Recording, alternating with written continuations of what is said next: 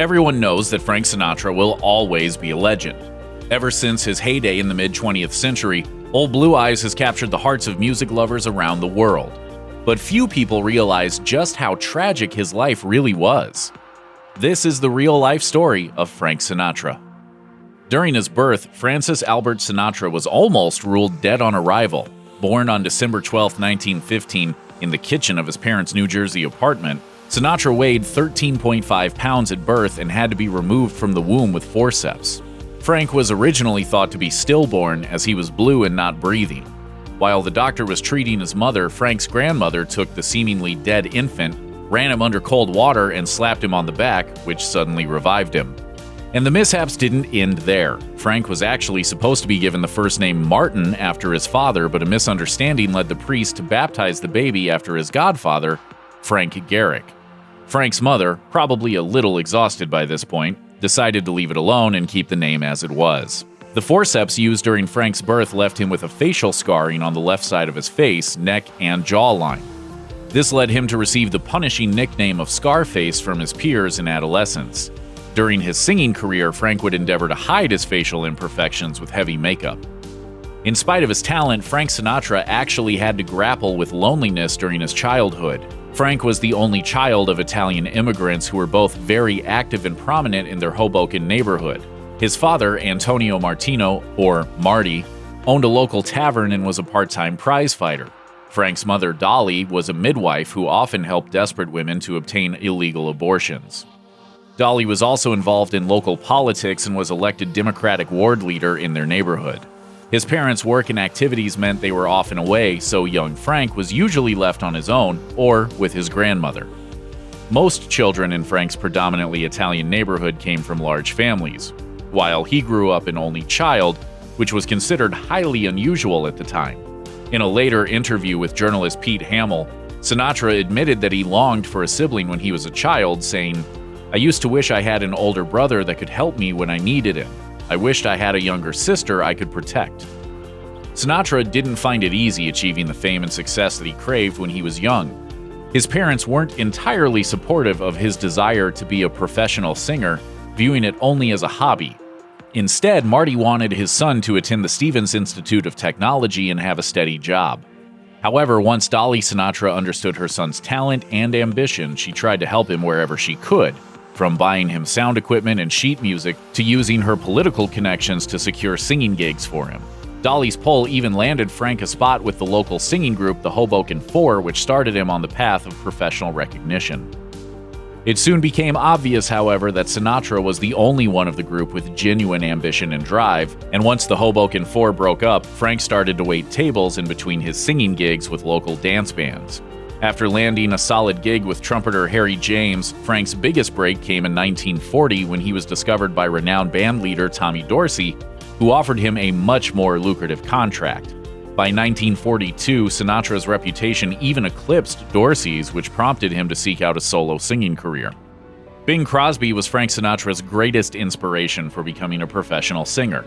A huge fan of the celebrity crooner, the teenage Frank even had a picture of Crosby hanging in his bedroom. Crosby's warm, passionate, but laid-back singing technique was the foundation that Frank built on, until he could develop his own unique style. Frank even met his idol briefly in 1935 at a Newark club, but they wouldn't meet again for nearly a decade when Frank was a huge star in his own right. By the time the 1940s rolled around, Crosby was still popular, but Sinatra's fame was skyrocketing. Bing had fans, but he was never greeted by the hordes of screaming, swooning teenage Bobby Soxer girls that made up Sinatra's fan base. Crosby took Frank's rising popularity in stride, however, once saying that Sinatra was a singer that comes around once in a lifetime, and jokingly added, "But why did it have to be my lifetime?" After that, a media-driven rivalry was born. The two competing crooners would frequently trade barbs and insults at each other on public radio broadcasts. The rivalry was played up for media attention, but it was never really serious. Later, they would perform duets together and co-star in movies such as 1956's High Society. Frank Sinatra didn't mind a good-natured rivalry with Bing Crosby, but he felt highly intimidated by any new singers who could potentially knock him off his pedestal. In the early 1950s, singer Eddie Fisher was on the rise, and this caused Sinatra to spiral into a deep depression, believing that his career was over. Another time Sinatra's fame came under threat was from a singer named Jimmy Roselli, who was also known as, quote, the other Sinatra. Roselli was 10 years younger than Sinatra, an Italian-American, and grew up in the same neighborhood of Hoboken. Roselli was also incredibly popular with the Italian-American crowd, even with Frank Sinatra's friends and his own mother, Dolly. Roselli's voice had an even greater range than Sinatra's, too. When Dolly Sinatra asked Jimmy Roselli to perform at a benefit but Roselli refused to sing without receiving a fee, Sinatra used this as an excuse to blackball Roselli's career. Although he always refuted it, Frank Sinatra absolutely had ties to the mob. In fact, Sinatra's FBI profile reads like a guidebook to the mafia. Sinatra was known to be good friends with the infamous Chicago mob boss, Sam Giancana, and his crew. He outwardly socialized with the Fischetti brothers, Joseph and Charles, who were known to conduct illegal gambling operations. He blatantly partied with Detroit mobsters Anthony and Vito Giacalone. If Sinatra ever needed to get out of a contract or was simply ticked off about a perceived insult, someone could expect to get a visit from a couple of goons, visits that might or might not end with violence. In return, Frank would often perform a few shows as favors for his mob buddies. For all of Sinatra's denials of his mafia ties, he didn't do much to conceal who his friends were or his participation in their preferred activities, namely gambling, women, and money. I don't do those things to have anybody follow me in doing that same thing, is what I mean. The FBI kept a close eye on Sinatra, but he was never charged criminally for his mob-related activities or associations. Sinatra's full FBI record wasn't released until after his death. Sinatra was an ardent supporter of the Democratic Party, most notably John F. Kennedy. It's unknown how the two officially met, but Kennedy's sister Pat was married to Sinatra's fellow Rat Packer Peter Lawford. Kennedy appreciated Sinatra's glamour and rule-breaking attitude, and Sinatra greatly admired the power that Kennedy represented. When JFK announced his bid for the presidency, Sinatra publicly endorsed his candidacy and avidly used his star power to generate votes. He organized donor dinners, appeared in political radio ads, and lent Kennedy aides his private jet. His hit song High Hopes even became the theme song of the Kennedy campaign. It has been speculated that JFK's father, Joseph Kennedy, was hoping to use Sinatra's mob connections and union ties to bring in the votes. However, the Kennedy-Sinatra friendship crumbled shortly after the election when an FBI wiretap revealed that Sinatra was having an affair with JFK's married sister Pat. Sinatra made it clear on the recordings that he was only using Pat to influence her brothers and steer the government away from his gangster friends' activities, but the Kennedys agreed that Sinatra had to go.